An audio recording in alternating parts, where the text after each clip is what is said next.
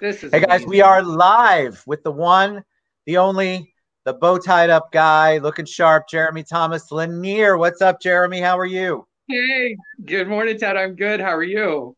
Good, good. I love that bow tie. Thank you. Thank you. I like it when people get, a little dressed up. I don't know. I've got running shorts on underneath this and then, this crazy jacket. Well, I figure since I don't have a lot on the top, you got to show it off the best you can. So bow ties were my answer to It looks that. good. And Jason Braddock's already gotten on. What's up, Jason? Said, hey, Jeremy. Hey, Jason, how are you? Oh, that's my bud. He's such a good That's my guy. bud. That's my realtor, Okay, dude. so I'm Yeah. looking and I'm just making sure we're on and we're live, and it looks like we are good because he's on with us. So great. All right. So while I Perfect. am making sure, hey, what's up? John Kalish also says, Happy Monday, brothers. I love John Kalish. John, superhero. Superhero. All right. So tell us a little bit about you while I'm making sure that I can get. Oh, yes. So here it is. Tell us a little bit about you. We'll get to Feed Okay. Osceola. We'll get to Historic Downtown Kissimmee. We'll get to GoFundMe. We'll get to all the good stuff. But please, please tell me a little bit about you and tell the audience too. Okay, well, my name is, for those who don't know me, and I'm sure there's a lot, my name is Jeremy Thomas Lanier, and I'm a resident and Osceola native, which is a rarity these days, and born and raised in Kissimmee. How's that? Wow. I didn't know. Yeah, we do exist. We're like unicorns, but we do exist. So, my family actually, my dad moved from Fort Myers, and mom moved from Fort Myers and opened up a business here in the early 70s. So I went to local school. I did not go to Osceola. I'm a Panther. I went to Gateway and graduated in 1990. And I've worked with my family and their businesses in historic downtown Kissimmee for many, many years, for decades. And Right now, I live in historic downtown Kissimmee with my partner, Christopher May, who's a local chef. Christopher. Christopher! And he and I live downtown, and we're heavily involved in our community as much as we can be with working and busy lives as we all have. But we love it. Absolutely love living downtown. And my Kissimmee family, my mom, my grown dad. so What's that? much. I said Kissimmee has Yes. grown so much. You were going to say something about the family on the dad's side. Oh, mom and dad live down the street. They live down Kings Highway, and so they're just a short bicycle ride away. And the shop, our family store, is right across from our house. So I can look out the window and see if there's customers waiting. When we get back to normal, there will be customers waiting. So You have it's pretty what's the nice. family business, if I can ask? So it's Lanier's Historic Downtown Marketplace. And it's at 108 Broadway in Kissimmee. It's in the old McCrory building. You remember Yes, McCrory's I sure big do. 50? Yeah, so it's like an old five and dime that we bought back in the 90s and converted into an antique mall. And so right now we're a consortium, if you will, of locally owned small businesses. So we have little mini shops, like some malls, antique malls have like booths. We call them mini shops because So they come, cool. yeah, it's really, they name their little stores and they bring in new merchandise. We sell it for them. And so it's the same concept as an antique mall, but it's more of a family that way. So you obviously have a love and passion for Osceola County, which is one of the reasons why we've got two things. You tagged historic downtown Kissimmee. That has grown so, and we'll talk about Feed Osceola in a minute. But when I grew, I'm not from Orlando, but my wife was born and raised here. But I feel like I knew Kissimmee when, and to see the development, how amazing it is out there. It's not just cow pasture anymore. Not that No. it was, but it just has a different feel for it. It's really, really grown into its own really cool, quaint, fun community, I think. It really has. And the thing I love about our community is that we are this thriving downtown business district. that has changed over time, but we still maintain this core value of history and tradition and family, and that's something that I think sets us apart from other communities. We have lots of great stuff, in our community now. $32 million development and expansion of Kissimmee Lakefront Park. We have the Sunrail, which has brought hundreds, if not thousands, of people to our downtown business district. And then, of course, City Center, which is our dining center of the downtown. A lot of people don't know, Ted. I don't know if you may know this already, but that Historic Downtown Kissimmee is the largest independently owned restaurant district in Central Florida. I did not know that. Yes, that we have the trophy. We have that trophy. I'm holding it right here. And we're talking over 30 independently owned eateries, everything from desserts like Candyland Designs to Made in Italy Italian joint, Broadway Pizza Bar, Abracadabra. I mean, the whole gamut. So I had no idea. See, my memories of my most recent memories of Kissimmee, I got as close to Kissimmee as the Loop, and then I hopped over to St. Cloud. I know the Loop isn't technically Kissimmee, is it? Ish. It's like right on the border. It's ish. It's right on the border.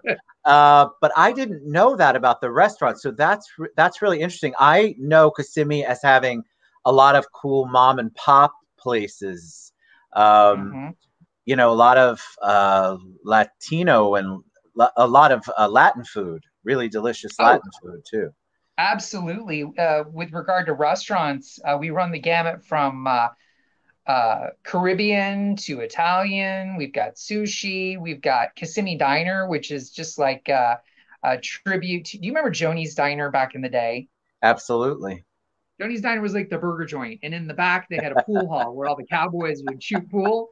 I always thought that was so cool to be able to peer through the doors and look back like saloon doors.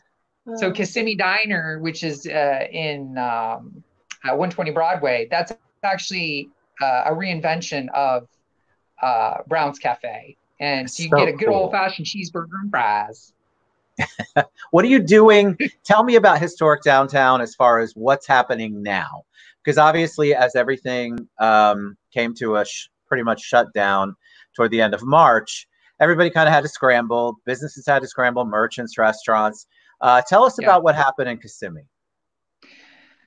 Well, I have a unique perspective because for the last 2 years, I'm president of the Downtown Business Association. And so a lot of these folks in the community, if not all of them are my friends and my coworkers and my neighbors. And so one of the great things about our group is that it really is more than just a collection of business owners. I mean, we really are a family. So every Friday we get together at 9:00 on the dot.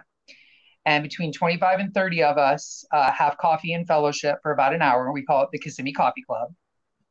And that began as out of a relationship between our Downtown Business Association and Kissimmee Main Street, which is our executive director is Diana Marrero Pinto. She's a dynamo. And so that connection has continued, although in the virtual world, because obviously we can't meet. We would meet at a different restaurant in the downtown, I should say.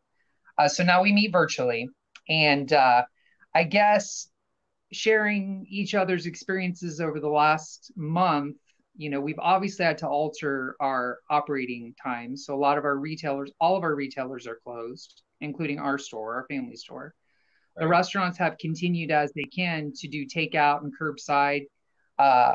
Kissimmee Main Street has done a phenomenal job of sharing those businesses that are open, how they're continuing to survive.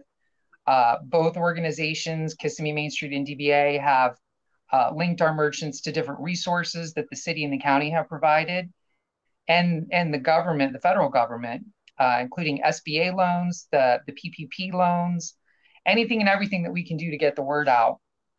And Diana Marrero Pinto at Kissimmee Main Street and Angela McColachek, who is a small business consultant there, have really worked hard to connect with me and other business owners in the community to kind of not only build a financial resource network, but also a mental health network, because nobody knows better what you're going through right now than your fellow business owner, So you know? true.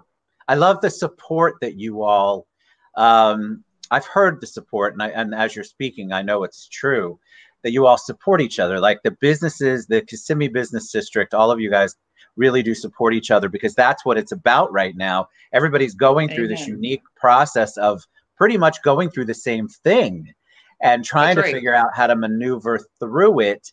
And I feel for any communities that don't have that cohesiveness and collaborative spirit like you guys do.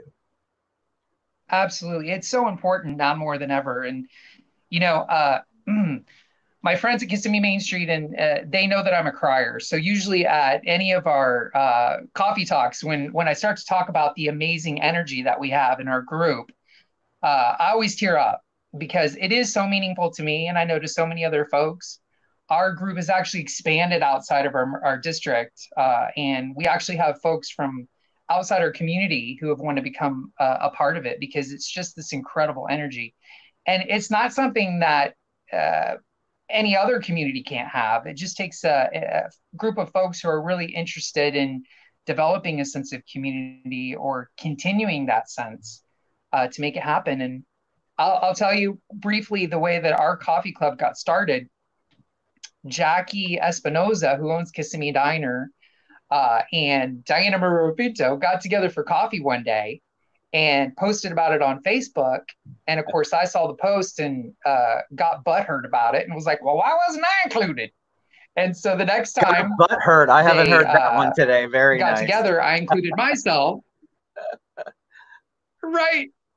And so gradually, we just got bigger and bigger and bigger. And so now instead of, like 3 or 4, it's 25 to 30 of us that get together. And like you said, you need that sense of community. You need that sense of cohesiveness at any time. But now it's an extra comfort to have that support.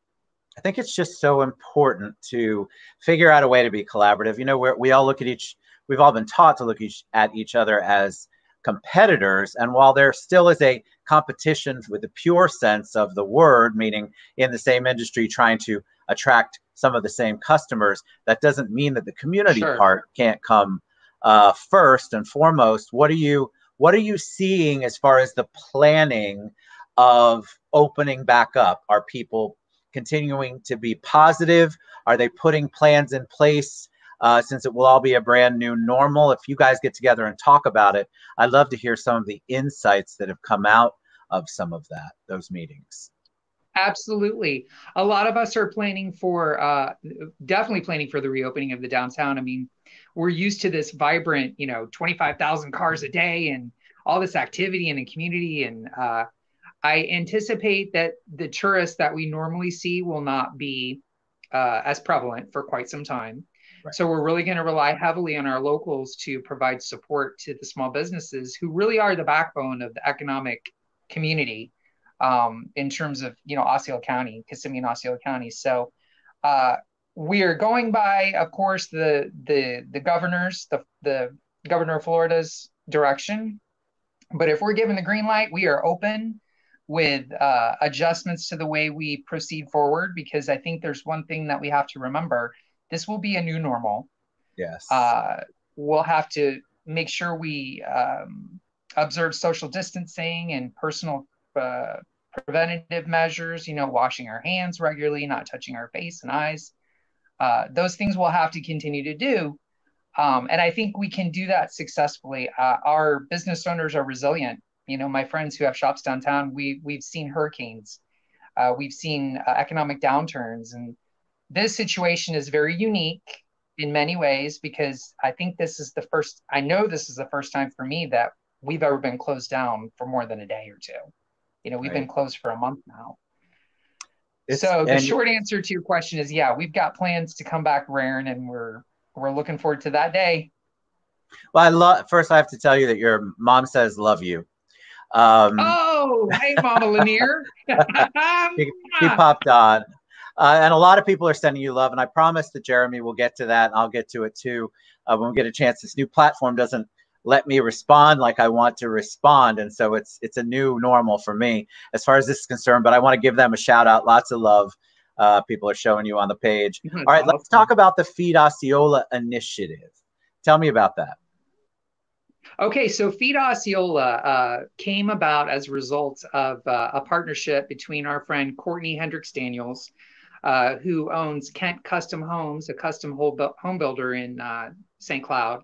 She reached out to my partner, Christopher May, and Chris is a chef by trade. He also works for the Osceola County School District, and he's done some catering for Courtney, Christmas parties for their organization and a whole bunch of other stuff. So she had talked to Chris and said, now is a very, very difficult time. Our county, Osceola County, is not the richest county as it is.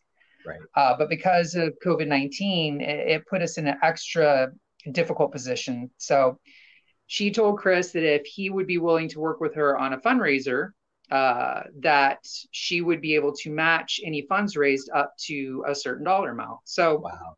She asked Chris what his thoughts were, and they both decided one of the local organizations that is near and dear to our heart and to Courtney's is Osceola Council on Aging. And I could go on for hours about the things that they do for the community and not only the seniors in our community, but the community at large. So they were chosen as the organization that we provide support for. And Chris started a GoFundMe page, started a Facebook page. Courtney and he made arrangements with Osceola Council on Aging, Wilda Balil, who's incredible, just a incredible person, an angel on earth. So the three of them and myself formed a little committee, and the GoFundMe page launched on March 23rd. But we really started sharing it about 2 weeks ago, I would say. And the last time I looked, which is just about 5 minutes ago, well, let's see how long, 16 minutes ago, before you started the broadcast, we're at $12,449. Wow. See that? Now people really do want to get involved. They really do. And you know what? We're overwhelmed because this is an extremely difficult time for even those who have a job. Finances are tight. And so to be able to provide any kind of support monetarily is just a blessing. So the great thing about this is that Kent Custom Homes is going to provide $10,000 in addition to that. So we'll, as of now, be at $22,449. That's amazing. The fundraiser, it is. I'm trying not to get teary-eyed here. The fundraiser. Okay, it's a safe zone to get teary-eyed anytime. I'm struggling. You said Mama Lanier said hi, and I was like, oh God, Mom. So I'm a mama's boy, proud of it. So the fundraiser ends on May 1st. And so there's still time to make a donation.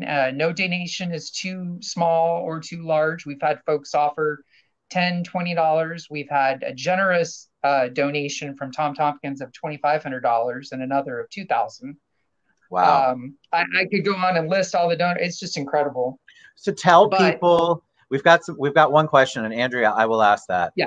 But I want to ask, what is the money going to go toward for people who don't know what Osceola Council on Aging is?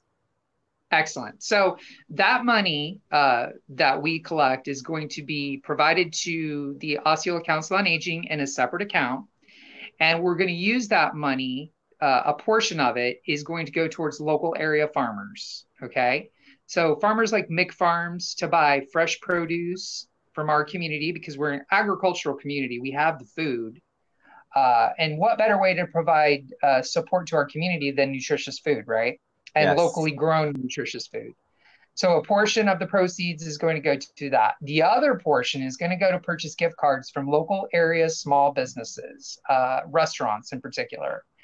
And those gift cards and that produce is then going to be distributed by the Osceola Council on Aging to folks in our community who need it the most. Every single penny. There's no administrative fees, no service fees, none of that craziness. Every penny collected goes to the Council on Aging to do one of those two things I just mentioned, either fresh produce or gift cards.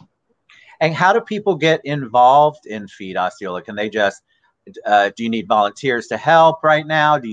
Is it purchasing? Can they help purchase gift cards? What's the best way? I know you're going to be purchasing the gift cards. What's the best way, so that I don't speak for you, Jeremy, for them to get involved? Well, there's three ways that they can get involved. So, of course, they can go to the GoFundMe page, GoFundMe Feed Osceola. They can also go to our Facebook page and just type in Feed Osceola in the Facebook search engine, and they'll find our page.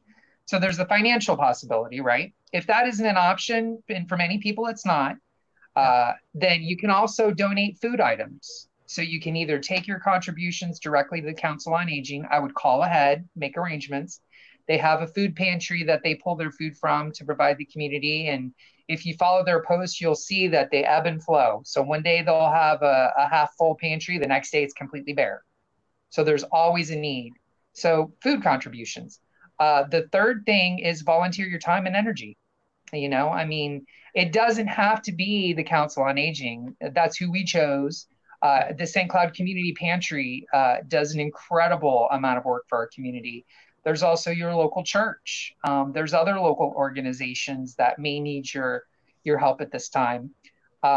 We do Meals on Wheels. So my partner and I, when we have a day off from work, we'll do the Meals on Wheels. We'll get a Rolda and usually 7 or 8 folks, and we'll deliver to each one of them. I think the last time we delivered, it was a Friday, and they give you a little bag of groceries to give to them in addition to a hot meal and a cold meal and some toilet paper and some other essentials. And that bag of groceries gets these folks through the weekend. And I will tell you, I'm doing it. That's good. Sometimes this is the only opportunity that these people have to make a connection. It's true. So it's not only giving them food and giving them the things that they need to survive, but it's also making a personal connection with them and having a moment to realize that we're all going to get old. We're all going to, be isolated, hopefully not to that extent one day, but we all need somebody to reach out to us and provide that support. So Meals on Wheels is the way for us to do it. So those are my suggestions. Meals Sorry. on I tried to get through it, I couldn't. No, I appreciate. I think vulnerability is good, especially when we are trying to get people compassionate and passionate about helping people in our community. So I love to see that. Meals on Wheels is one of my favorites because of the connection part. Even before COVID and the insanity, one of the best things about that program is, for so many of them, it is the only contact that they have, and it is such a welcome contact when they go in, when they bring it to the home. It's a beautiful, wonderful program. So big supporter of it. I get choked up thinking about it. Let's talk about you for a minute, because I think it's so important. You have this generous, community-oriented, compassionate spirit about you. Funny too, which I love. Where did the community involvement and the generosity come from? Oh, you know what? That's a really good question. I think I don't want to say it's innate, because I think it is to a certain extent, but it's the way that I was raised. I mean, that's my answer. I went to church school and Sunday school when I was a kid, and that feeling or that message of always giving back to your community has been something that's been, impressed in me. And my parents live that life. They give back to our community on a regular basis, and so it's just natural.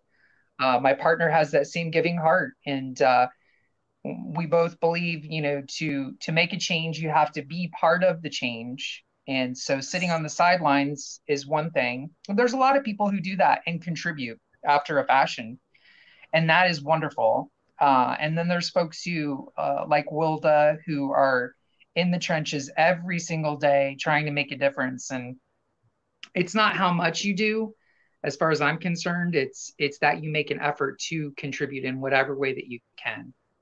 I agree. And so yeah. And also having a genuine love for where you live, the people that you're surrounded by, that makes a huge difference. Well, you can't. That's why I love doing these live shows, because you can't fake that kind of passion that you have for where you live, and that care and love for what you do and where you live. And so you see it live, and that's why people relate more. And that's why I love to get a background on guests like you, friends of the show, because people need to see, hey, this guy's human, funny, dresses nicely, and does a lot for the community. I'd love to get involved. It's amazing what will motivate people to get involved. I wouldn't be surprised if someone says, I love the concept, but I'm going to remember him for the bow tie, and that's why I want to get involved. We'll take it, guys. Whatever way you want to get involved. Awesome. All right, let me ask you one last question that I ask every guest. Tell me what you, Jeremy, are personally doing to stay creative, to stay focused during the crazy quarantine time. Well, surrounding myself with positive people. I turn off I do check the news pretty regularly. My responsibilities, I also work at the Florida Department of Health in Osceola County in communications, public information officer. And so it's important for me to know what's going on in the community, and I get that from a variety of sources. But when I get home, I like to unwind. I have a few online games that I play, a few shows that I watch on TV that are just mindless fast food for the brain, and also finding activities. So every Sunday, our family, the Lanier family, we get together at the Lanier family homestead, my mom and dad's place, and we have dinner for a couple hours, and we just hang with each other, and spend quality time and catch up on each other's lives. And I think that is one of my sanity savers, that and surrounding myself with people who are uplifting and kind, and just trying to make it through this whole craziness together.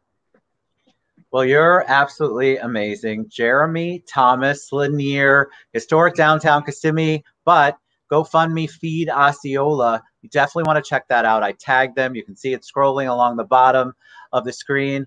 I can't thank you enough. You're a joy, my friend. What a great thing that you're doing. And your positivity is just contagious, and I love that. So thank you so much for all you do, and thanks for coming on the show. I loved it. And I just want to say one more thing. I am a minor part of this. I mean, I've been blessed to be a minor part of it. It's really because of Courtney Hendricks Daniels, Kent Custom Homes, my partner, Chris, and Osceola Council on Aging. And thank you for having me on this morning and spreading the good news. Absolutely. Thank you so much. All right. Have a great day, guys. We'll see you back soon. Thanks so much, Jeremy. I really appreciate it. Thank you, my friend. Y'all check it out. Check it out. Get involved. Support local. That's my speech for the morning or afternoon.